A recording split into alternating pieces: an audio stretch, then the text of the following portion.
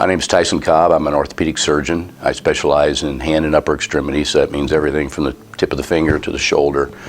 I went to medical school at Texas Tech, obviously in Texas, and did my orthopedic training at Mayo Clinic in Rochester, Minnesota. I was there for 5 years, and then did a subspecialty training for hand, microvascular, and upper extremity.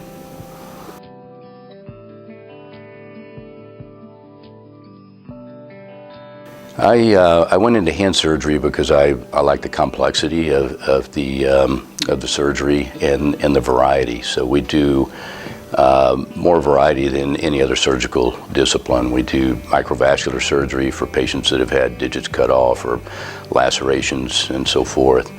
We do bony work for people that have had fractures. We do joint replacement procedures for people with arthritic joints. We do various arthroscopic procedures for joint pathology that can be fixed without a joint replacement. And then we do a lot of soft tissue procedures, so there's a ton of variety in hand surgery. And as you move up the extremity, it tends to become a little less variety, but similar types of procedures. So we repair tendons in the hand and we repair tendons in the shoulder. So for the shoulder, it would be like a rotator cuff repair. We do those minimally invasive through the scope. And for hand, repairing avulsed tendons or lacerated tendons.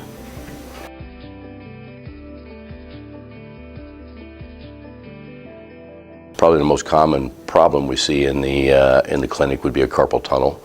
And so that's a nerve compressive problem. And there's two that we see frequently in the upper extremity. The carpal tunnel is a median nerve at the wrist, and the cubital tunnel is the ulnar nerve at the elbow. And both of those are initially treated by splinting, and when splinting doesn't work, we typically move on to surgery to decompress it. Both of those can be done with minimally invasive procedures now.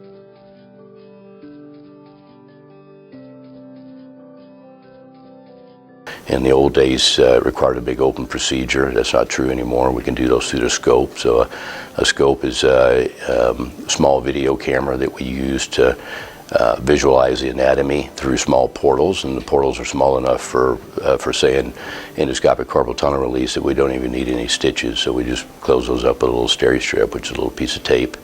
Most of the patients are using their extremities the day after surgery.